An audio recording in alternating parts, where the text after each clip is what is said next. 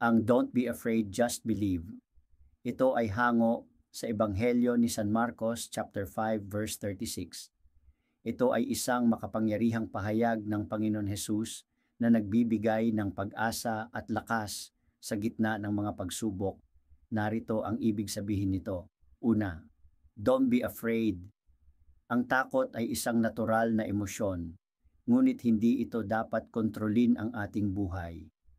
Ang talatang ito ay nagpapaalala sa atin na hindi tayo dapat matakot kahit na nahaharap tayo sa mga mahirap na sitwasyon tulad ng mga sakit, karamdaman, mga problema at mga pagsubok. Pangalawa, just believe. Ang pananampalataya ay ang susi sa pagtagumpayan ng takot.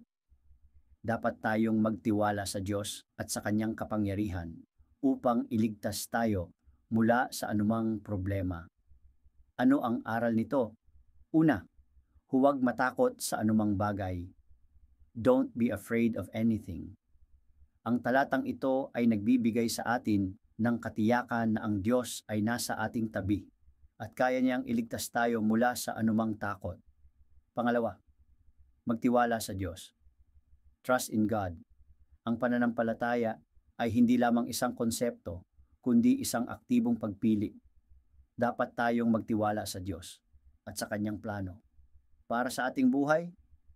Pangatlo, huwag mag-alinlangan. Don't hesitate. Ang pag-aalinlangan ay nagmumula sa takot. Dapat tayong magtiwala sa Diyos ng buong puso at iwanan ang ating mga pag-aalinlangan. Mga kapatid sa Panginoon, mga kababayan, mga kaibigan. Ako po si Brother Chris. Ang San Marcos 5 verse 36 ay isang makapangyarihang paalala na ang Diyos ay mapagmahal at makapangyarihan.